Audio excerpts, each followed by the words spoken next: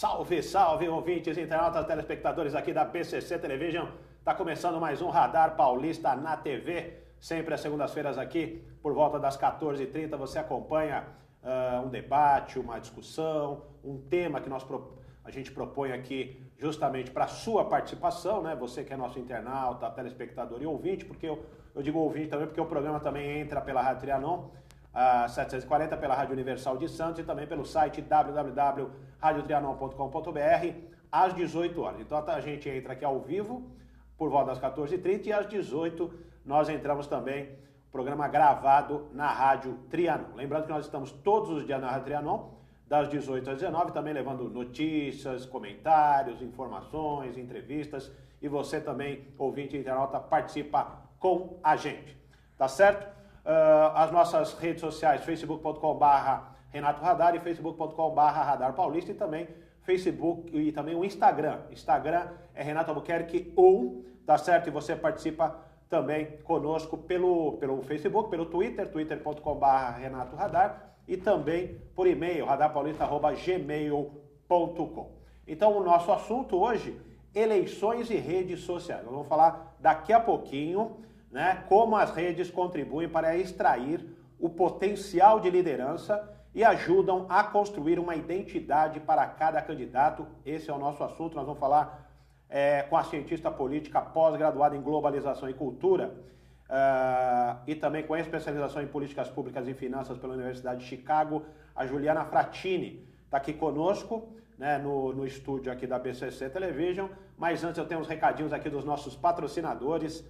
O Radar Paulista tem os apoios de Reserva Cultural, melhor programação de cinema de São Paulo, Avenida Paulista 900 no Térreo, onde você tem ali também um complexo gastronômico muito bacana, um café gostoso, livraria, videoteca, tem também um bistrozinho para você fazer aquele almoço de negócios, jantar com a família, com o namorado, com a namorada, enfim, se divertir. E tem inclusive uma boulangerie, né? A boulangerie, aquelas padarias que você encontra em Paris e tal, você tem um pequeno pedaço de Paris ali na Avenida Paulista 900 no Térreo. Então, vá lá e aproveite também a programação de filmes no site tá aí na tela, www.reservacultural.com.br. Tem também o Mais Espaço Lazer, o sucesso do seu evento Cara Verde, amplas instalações, você agenda aquela festa maravilhosa no Mais Espaço Lazer. Mais informações você obtém no facebook.com/Mais Espaço e Lazer.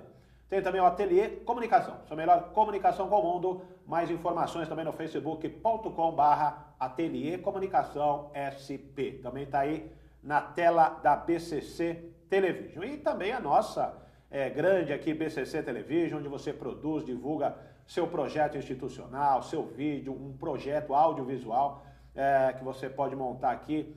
Também pode fazer o seu programa televisivo, seu vídeo institucional, seu vídeo comercial aqui na BCC Television. Está aí o site, né, www.bcctelevision.com, e também o telefone. Você conversa lá com a Luciana, com o Verão, com a Betânia, com o Bernardo, com o Márcio, a equipe super profissional aqui da BCC. Telefone 3641-9876. Vem para cá também, aqui, fazer parte da BCC Television. Tá certo? Bom, dados os recados, vamos então agora falar do nosso assunto aqui hoje, eleições e redes sociais, né? Como as redes contribuem para extrair o potencial de liderança e ajudam então a construir uma identidade para cada candidato. E está conosco aqui a cientista política Juliana Frattini. Muito boa tarde, muito boa noite, porque a gente entra também à noite pela Trianon. Juliana, obrigado pela sua presença. Boa noite, obrigada. Tudo bem, Juliana? Tudo bem. Vamos falar de eleições. Eleições aí estão pegando fogo, aí uma disputa polarizada, mas vem alguns candidatos aí também tentando se aproximar. E justamente você, com a sua experiência, vai passar suas informações aqui para nós, para a gente entender melhor essa questão das redes sociais. O Bolsonaro, por exemplo, Juliana, tem mais de 6 milhões de seguidores no Facebook. O Haddad apresenta 560 mil seguidores. Nós temos aí, por exemplo, o Haddad não tem nem 10% do número de seguidores que o Jair Bolsonaro tem. Em contrapartida, o Haddad está ali bem encostadinho, as últimas pesquisas dão conta ali de 30% do Bolsonaro, e agora vem o Haddad na cola com cerca de 23%. Na sua opinião, por que o Bolsonaro, com essa distância tão gigante no Facebook, tem o Haddad com um número tão pequeno de seguidores em comparação com ele, na cola do candidato do PSL? Então, Renato, acontece o seguinte, embora o Haddad ele não tenha uma participação tão adequada, tão forte nessa rede, né, como nas demais redes, ele tem uma tradição partidária muito maior. O PT tem muita tradição, se comparado com o partido do Bolsonaro, né? Uhum. Que agora também começa a crescer, o partido do Bolsonaro começa a gerar mais interesse, muito puxado pelo interesse do próprio candidato, né? O interesse que as pessoas têm no próprio Jair Bolsonaro. Uhum. E o Haddad, ele também é puxado pelo interesse em que as pessoas possuem no ex-presidente Lula. Muito embora o Lula esteja afastado das eleições, né? Uhum.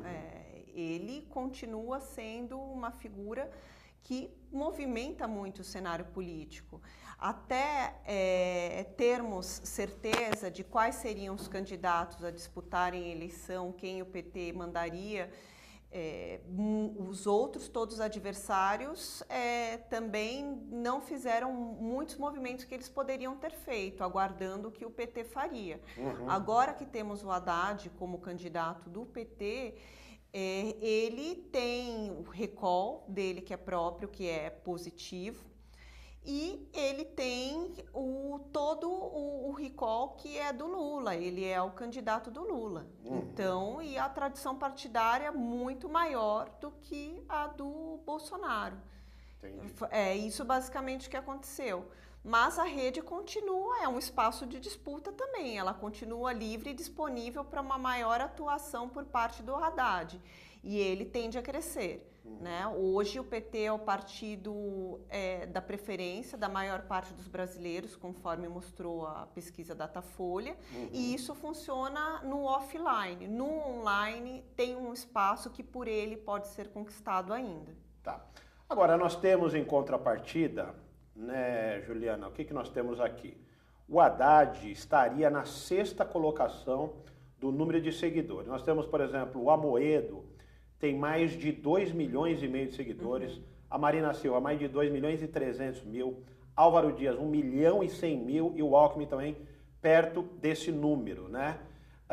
Por que esses candidatos, né, acabaram ficando tão para trás, pelo que a gente observa nas pesquisas, sendo que eles têm um número de seguidores aqui 4 até 5 vezes mais do que o Haddad, que poderia talvez significar uma mudança no cenário, né, dos índices de intenção de voto, mas isso não acontece. Você já falou da questão do Lula, né, que pega também o recall do próprio Haddad, mas haveria alguma outra explicação, até porque a gente sabe que hoje a rede social tem uma influência tão grande na vida das pessoas? É um conjunto de coisas, né? Nada acontece isoladamente. Em relação ao Amoedo, o Amoedo é um candidato novo, o próprio partido dele é o Partido Novo. Ele se apresenta como uma alternativa de centro-direita, diferente dos demais candidatos que estão nesse espectro ideológico. Uhum. Né? Então, e ele vem fazendo um trabalho, o partido vem investindo nele enquanto liderança e no partido, nas redes sociais já há um tempo maior. Por isso ele tem tantas pessoas assim, e utilizando técnicas de atuação na rede, né, para alavancar a presença dele na rede, que outros candidatos, por exemplo, o Haddad, ele não utiliza, outros candidatos também não utilizam. O Cabo Daciolo, por exemplo, acredito que não utilize, o Ciro, talvez algumas, talvez outras coisas não, são técnicas. Uhum. Bom, em se tratando de um candidato novo, um partido novo, não tendo tanta visibilidade da imprensa tradicional, digamos assim, eles apostaram mais nas redes para fazer a divulgação do trabalho, do perfil do que eles fazem.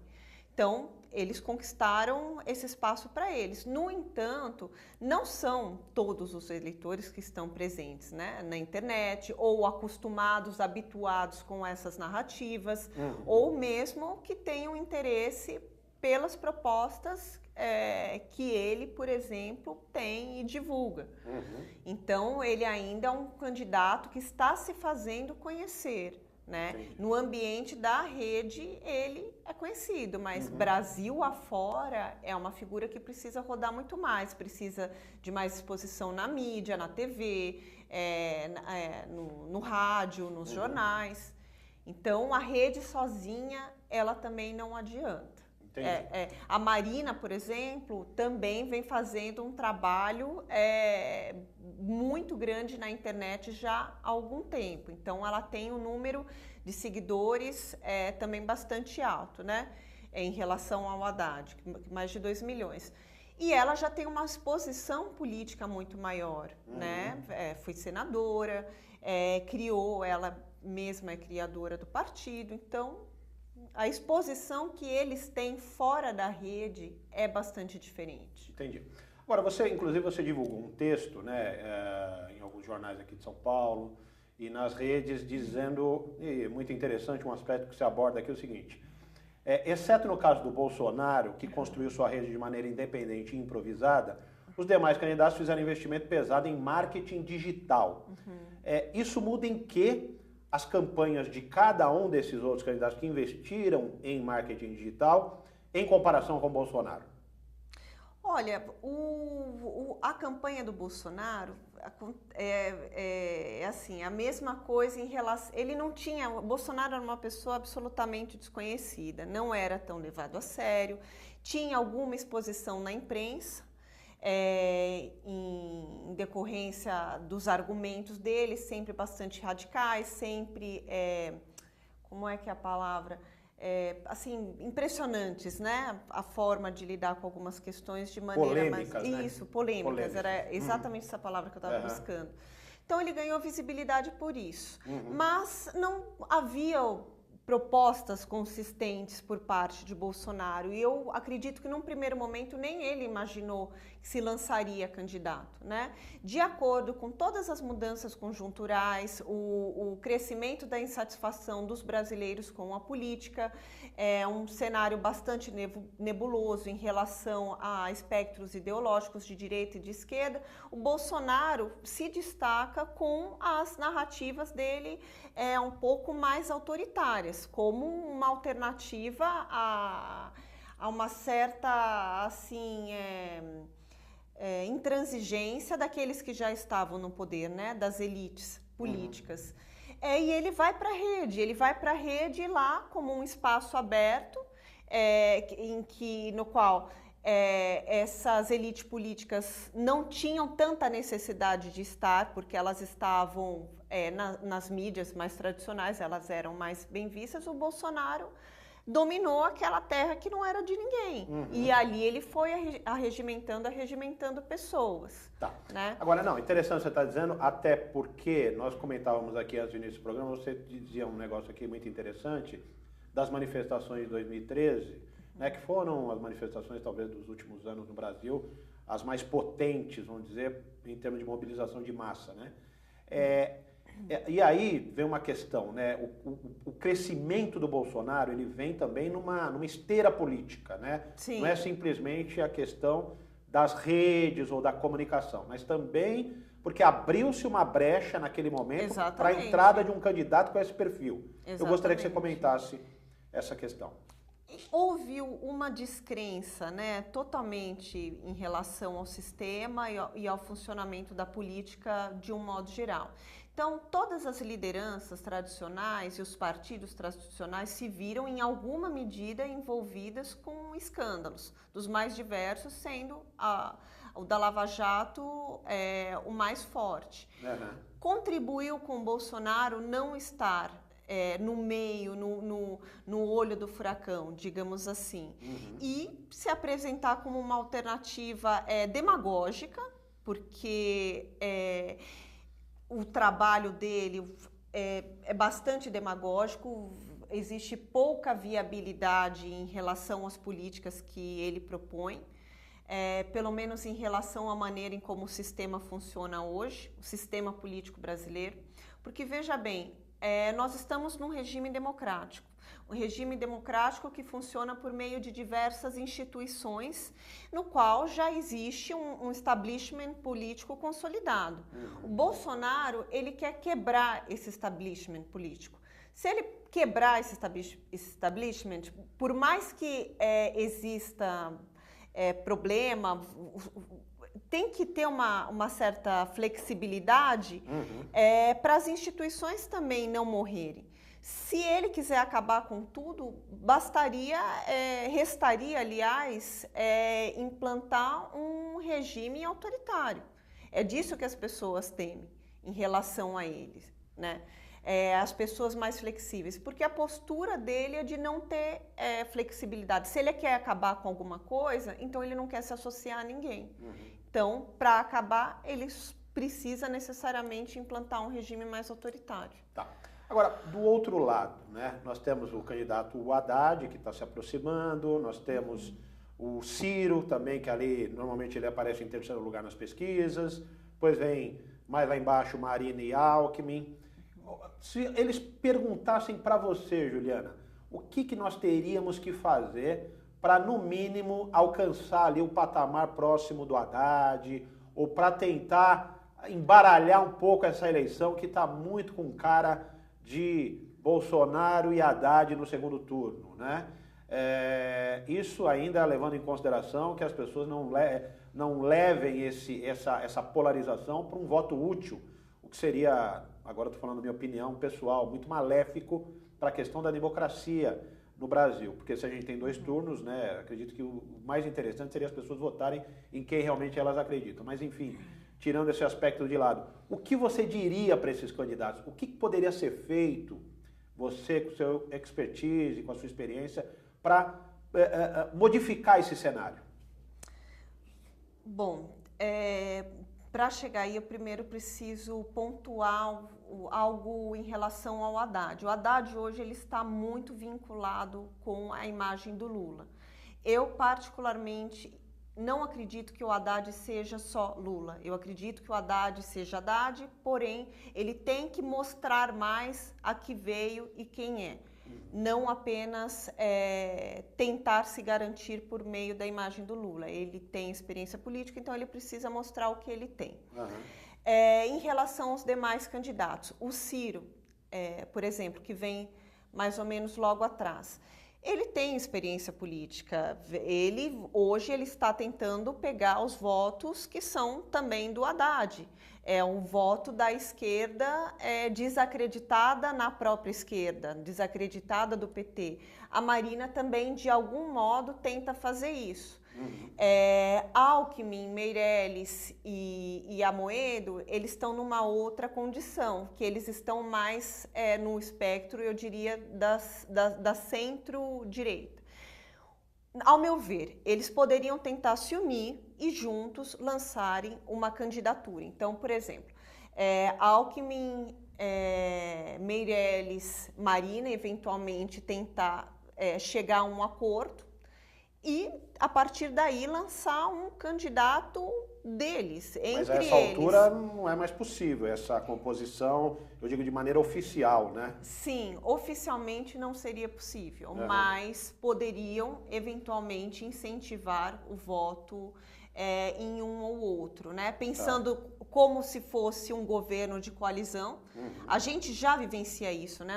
Nós temos, a nossa democracia hoje funciona por meio de um presidencialismo de coalizão. O que é? O presidente mais forte que vai ser assessorado e vai se apoiar em ministros e num parlamento com partidos que lhe deem essa base, que façam essa base.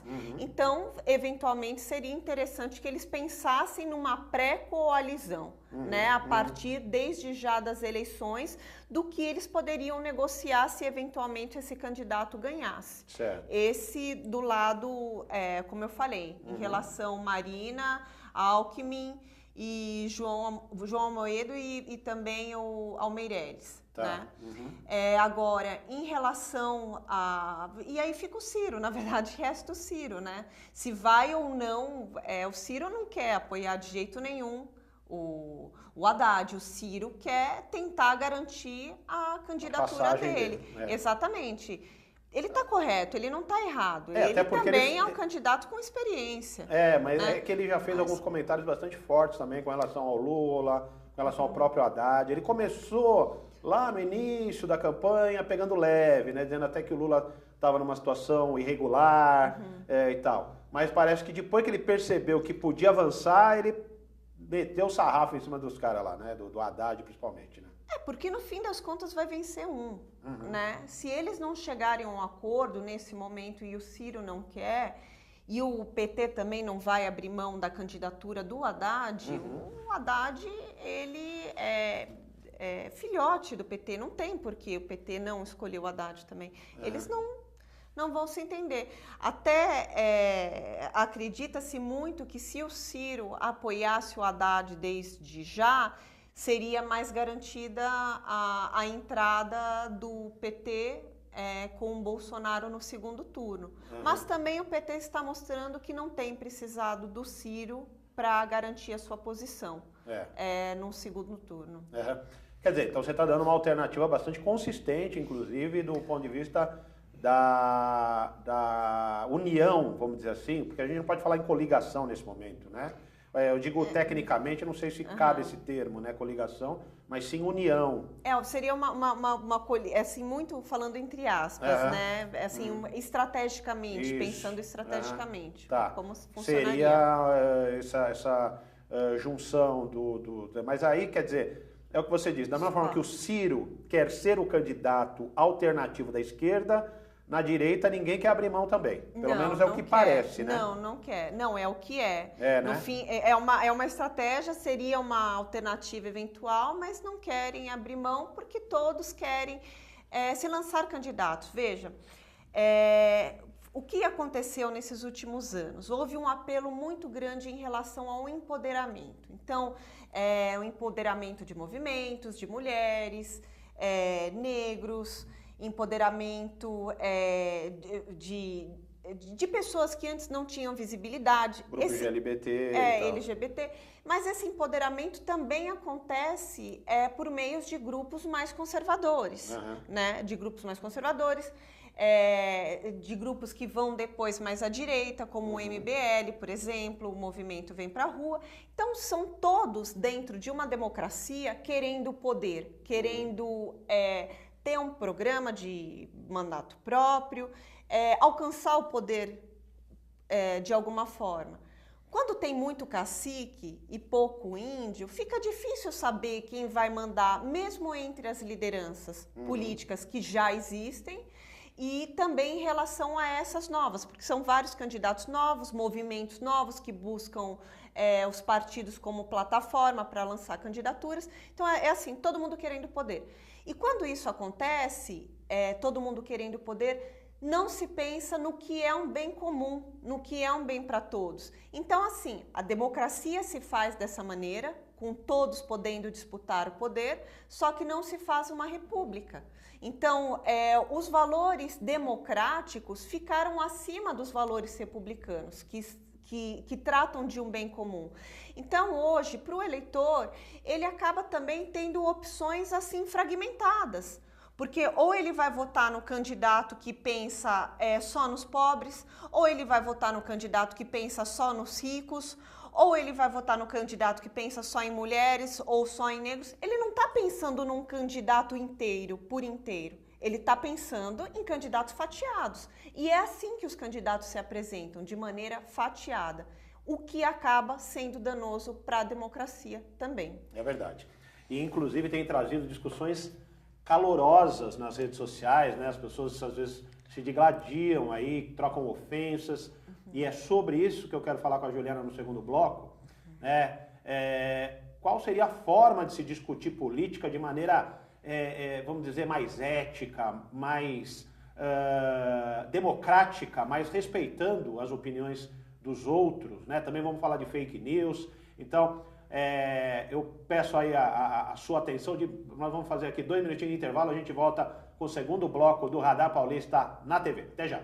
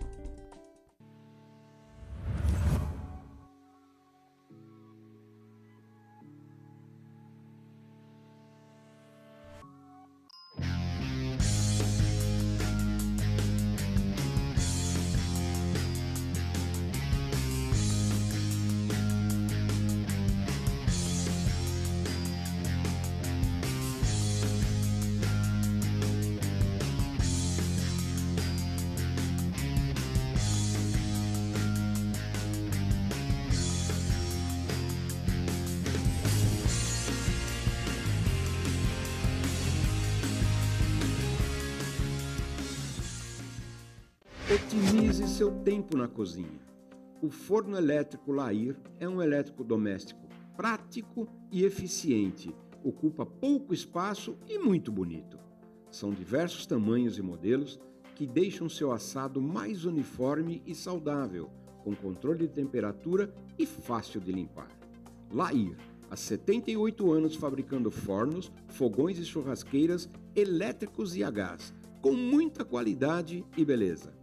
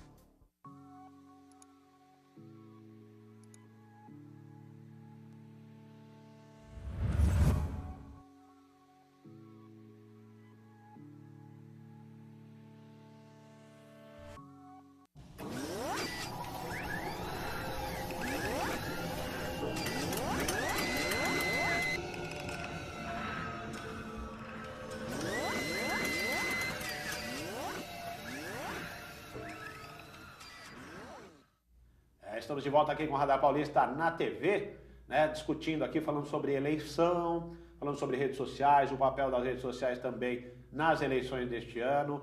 Uma eleição aí que, sem dúvida nenhuma, está mexendo com os ânimos de todo mundo. E está aqui conosco a cientista política Juliana Frattini. Estamos justamente aprofundando esse debate. Nós, leigos, estamos tentando entender o que se passa, né, na política brasileira a partir dos números que são apresentados, da participação das pessoas nas redes sociais.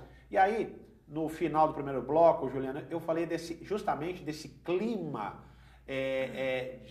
vamos dizer, às vezes um clima de guerra que se instala nas redes sociais quando uma pessoa faz uma provocação a respeito de um tema, a respeito de um candidato, e aí vem a outra, aí vem aquela verdadeira batalha ali, às vezes xingamentos, ofensas, uma coisa complicada da gente acompanhar. Como é que sugestão você daria? O que as pessoas deveriam fazer para ter um debate até relevante, né? O debate político é muito relevante para um país. Mas quando baixa o nível, eu acredito que isso não gere absolutamente nada. O que você poderia falar a esse respeito? Bom, para elevar o nível da política, as pessoas precisam se informar mais, ter um pouco mais de conhecimento a respeito de como ela funciona e de como podem defender os seus próprios interesses. Eu vou falar até uma coisa que os meus pares, cientistas políticos, eles não costumam se expressar dessa forma. Mas entre as elites políticas, que são os candidatos tradicionais, existe uma conduta mais ou menos parecida em relação à ação, apesar de os programas serem bastante diferentes e as intenções serem bastante diferentes também. O sistema político brasileiro, ele é bastante complexo, ele é bastante complicado. Então, muitas vezes coloca os políticos em determinadas ciladas. Então, da mesma maneira que existem investigações para determinados candidatos do PT, haverá para candidatos do PSDB, haverá para candidatos do MDB, do PP, de todos os partidos brasileiros. Então, na hora em que o eleitor fizer a busca pelo candidato, ele não pode se pautar só pela questão partidária. Uhum. Ele tem que buscar mais informações sobre a própria liderança que está ali, sobre o que ele quer e cobrar dessa liderança o que ele quer.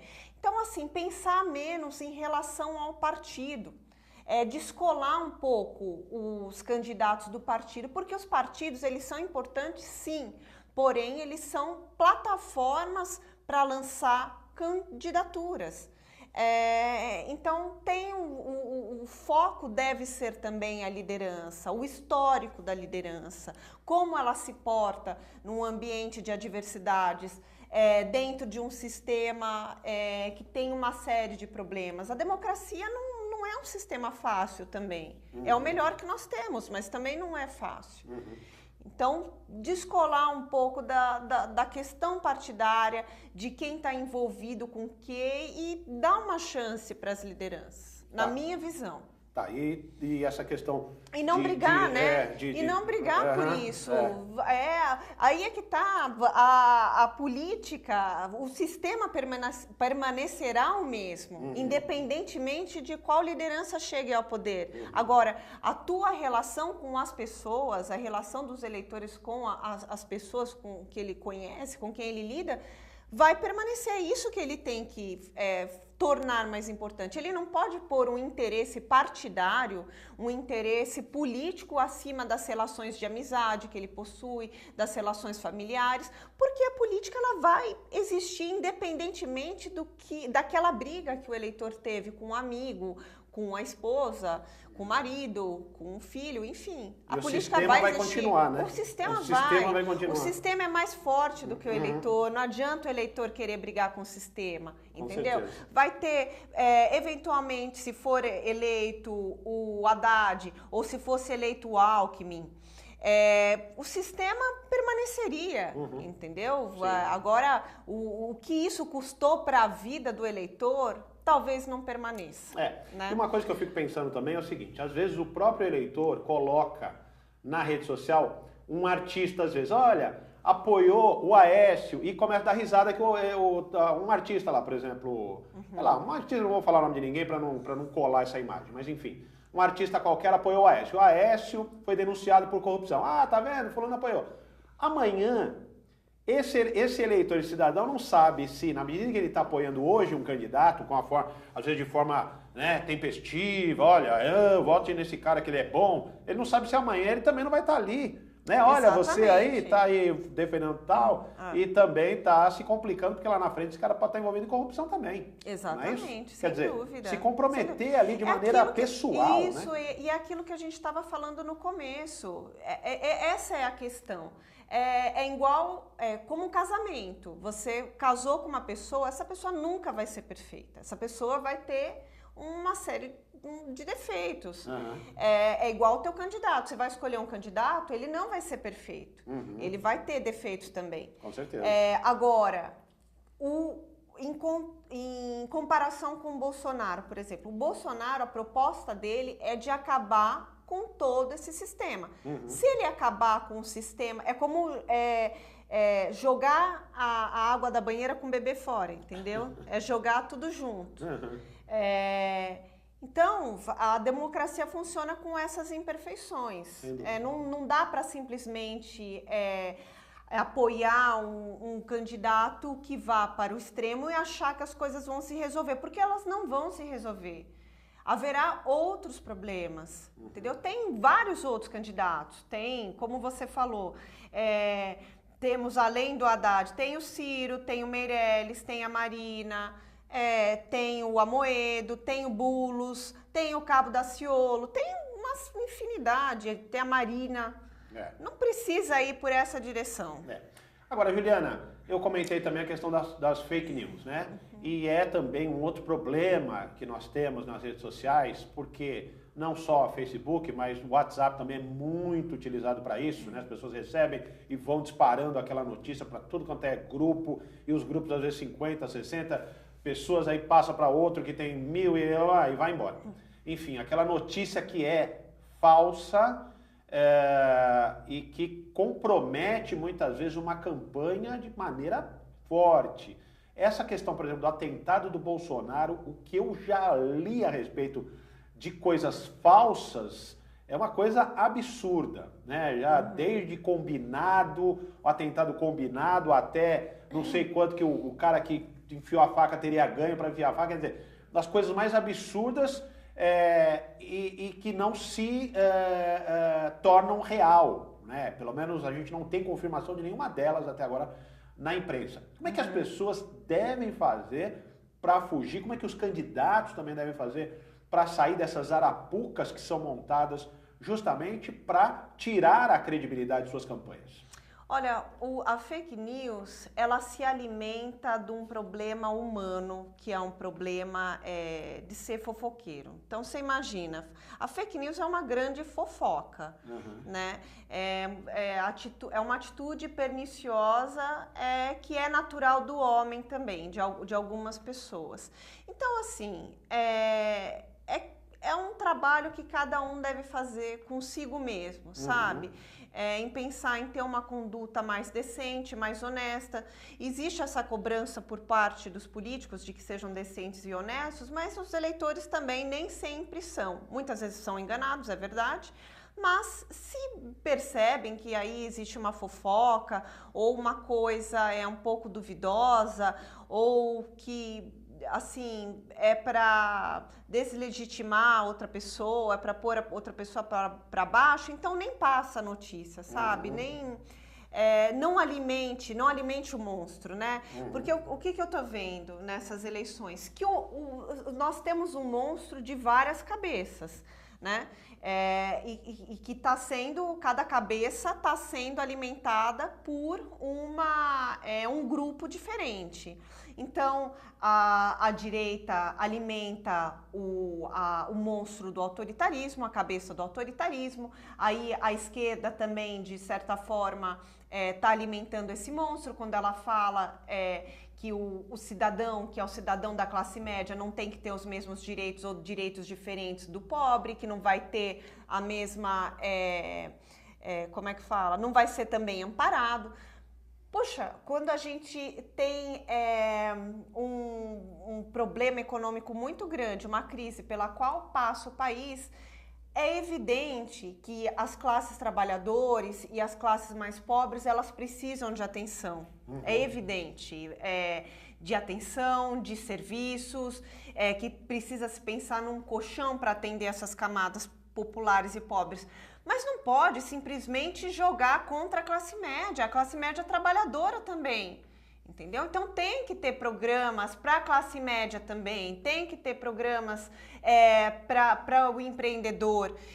O empreendedor, a classe média ou a classe média alta, ela não é mais vilã por ter mais recursos num determinado momento histórico no qual estamos vivendo. Um governo se faz para todos, ele não faz pensando só em um ou em outro. E também não se faz pensando em acabar com tudo que existe, como é a proposta do Bolsonaro. Então, ao invés de ficar nessas fake news, nessa briga, nessa guerra que acabam com as relações, as pessoas têm que sair às ruas ou mesmo falar na internet assim, pô,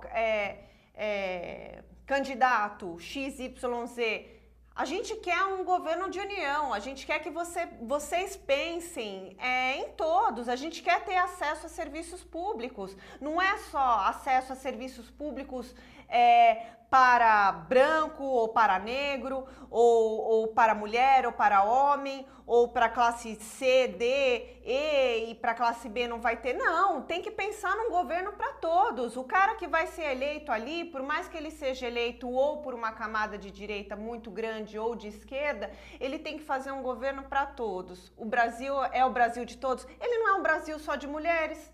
Tem mais mulheres, mas não é um Brasil só de mulheres. Não é um Brasil só de brancos, não é um Brasil só de negros. É um governo para todos e a população está envelhecendo. Vai ter que pensar em políticas para uma população que está envelhecendo, pensar a questão da previdência. São muitas coisas a pensar. Não dá nesse momento para a gente ficar pensando em fake news, se concentrar em fake news. Tem coisas mais importantes daí para frente.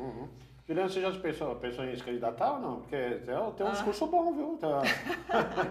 Pode ser uma boa candidata aí no futuro, se você... Agora você não se candidatou, que eu sei, não. Né? Mas no futuro você tem uma bela liderança aí pela frente, viu? Quem sabe? E outra, o Brasil precisa de mulheres com esse discurso também, viu? Sim, muito bom. Mas as mulheres, elas têm feito uma diferença muito grande com também, certeza. Muito grande. Mas ainda muito pequena a participação, né? A gente não vê as mulheres. Outro dia eu dei uma notícia justamente que os partidos eles não estão conseguindo dar o número que existe uma cota, né, de mulheres dentro dos partidos. Tem as candidatas como candidatas laranjas também, então, né? Exatamente, eles estão colocando mulheres lá só para preencher espaço, né?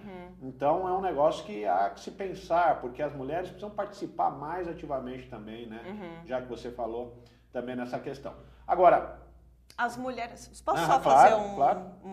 Uma partezinha aqui das mulheres? Porque hoje o eleitorado, ele é predominantemente feminino. Quer dizer, tem um pouco a mais do que o masculino, e as mulheres têm interesses muito claros e básicos, né? Como a abertura de mais oportunidades no mercado de trabalho, de um modo geral. As mulheres querem ser remuneradas de uma forma igualitária pelo trabalho que desempenham, quando semelhante a dos homens, e querem, sobretudo, ter o direito de ir e vir respeitado. Sem sofrer ataque, sem sofrer abuso. E os candidatos que nós temos hoje para a presidência, tanto para a presidência quanto para os governos de estado, eles já sabem disso, né? Eles já sabem que as mulheres são um eleitorado forte, é um eleitorado grande, que tem demandas. Há uns 2, 3 anos essas demandas se fortaleceram, aumentaram. Só que chegou agora, no momento deles apresentarem as propostas, as candidaturas, é pouco. O que eles apresentam para as mulheres é pouco. Verdade. Né? Então, assim, eles escolheram candidatas mulheres como vices. Isso foi uma atitude muito bacana. Então, para dar uma representatividade. Alguns, né? Alguns. Isso não é que seja regra, né? Não é que tem que escolher uma mulher como vice, mas foi uma atitude bacana para dar essa representatividade. Mas tem que estar lá também na proposta do candidato, o que ele vai fazer por isso, como ele pretende agir. Isso faltou. Então, falta esse respeito, falta essa consideração. Sim. Não é que vai voltar tudo só para a mulher, mas é uma demanda. As demandas têm que ser ouvidas. Eu sou a favor de que tem uma demanda, vamos ouvir a demanda e a partir dessa demanda, o que dá para fazer? Claro, tem demandas que não se justificam, mas algumas dá para fazer. Essa é uma demanda razoável, ao meu ver. Demanda das mulheres é razoável. Tá. Voltando aqui para o tema das redes e para o tema comunicação dos candidatos. Você acredita que nessa reta final, nós estamos aí há pouco mais de 10 dias das eleições, da votação propriamente dita, né, do primeiro turno, e tem aí o marketing digital, tem a propaganda em rádio e TV que também já está para terminar. E a gente percebe, Juliana, que, por exemplo, antigamente assim, as últimas campanhas, né, nós tínhamos um papel dos meios de comunicação muito forte. Então, por exemplo, nem hoje nós temos um candidato que tem mais tempo de TV, os candidatos que estão mais lá embaixo na pesquisa, que é o Geraldo Alckmin. Né? A coligação do Geraldo Alckmin é muito forte em termos de tempo, que ele justamente fez essa coligação para ter tempo para expor os seus projetos e as suas ideias. Mas a coisa não vingou, né? Ele não conseguiu traduzir isso em intenção de voto. Então, o que você diria nesse momento que a gente tem tanta participação nas redes sociais, né? Quer dizer, e também do marketing digital, fazer um apanhado, gerar um panorama sobre a questão da comunicação, porque do outro lado, né, como eu falei, rádio e TV, que são ainda são os veículos de comunicação de massa, não estão conseguindo sensibilizar o eleitor para que ele vote nesses candidatos que têm mais tempo de rádio e TV. O que você diria a esse respeito? Para eles utilizarem ao máximo que puderem as redes, que são meios alternativos, mas não só as redes, para saírem às ruas, sobretudo os candidatos que não estão tão marcados, como a Marina, o Meirelles, o Amoedo, saiam mais às ruas, o Ciro pode sair mais às ruas, o Haddad e o próprio Bolsonaro, eles têm uma complicação aí porque eles polarizam demais. Então, ou as pessoas amam e amam muito, ou odeiam e odeiam muito. Então, eles podem fazer mais uso da rede. O Haddad precisa, inclusive, fazer mais uso da rede e se mostrar mais quem é. E até o Alckmin, que eu esqueci também, vai para as ruas, conversem com os eleitores, façam um giro e procurem falar a verdade, expor as suas próprias verdades, né? Tem o jogo político, tem a questão institucional, o trabalho institucional, a comunicação institucional também faz parte, mas falem mais com o coração, mostrem para a população quem eles são de fato. Né? Estejam mais abertos também para ir além de uma ideologia. Hoje, uma ideologia, na minha visão, e que também é bastante contestada essa visão, porque os meus pares cientistas políticos também não concordam muito, mas a ideologia, para mim, hoje, ela é um fracasso. As pessoas, elas não devem se pautar por ideologias. A gente precisa repensar em como essas ideologias vão se reorganizar, porque... vou dar um pequeno exemplo, tá? O que me vem à cabeça agora, mas eu vou tentar equilibrar com 2 exemplos. A Manuela Dávila, que é vice do Haddad. Ela é do Partido Comunista. Ela é comunista? Ela não é comunista.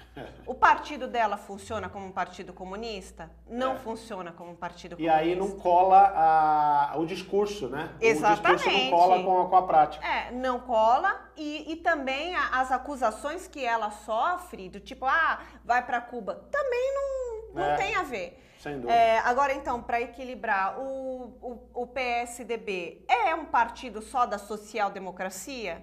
Não, também defende outros interesses. Sim. Não é o PSB, os partidos socialistas. Os partidos socialistas são partidos socialistas? Não são. Essas siglas já tem um outro significado, não. Então tem que se apegar. Não tem que. PT não tem que se relacionar com Venezuela. O Coxinha não é Alckmin. É outra coisa. A gente tem que a gente e os candidatos que são as lideranças, eles são os líderes, eles estão dando a cara a tapa. Eles precisam mudar esse cenário. Sem dúvida. Juliana Frattini, agradeço demais sua presença. Sem dúvida nenhuma, você nos esclareceu aí diversos pontos que acredito que os nossos ouvintes, internautas e telespectadores também estejam neste momento, né, com uma série de outras visões a respeito do que nós falamos agora. Fica o convite para novas participações suas aqui, tá bom, Obrigada. Juliana? Que aí após a eleição, ou até antes do segundo turno, a gente possa bater um novo papo aqui a respeito do tema. E fica o convite também para você aí, telespectador, ouvinte, internauta, continuar nos acompanhando no Radar Paulista na TV, sempre às segundas-feiras aqui às 12h30 da tarde e também às 18 horas pela Rádio Trianon. Uma grande semana a todos, um grande abraço e até semana que vem com Radar Paulista na TV.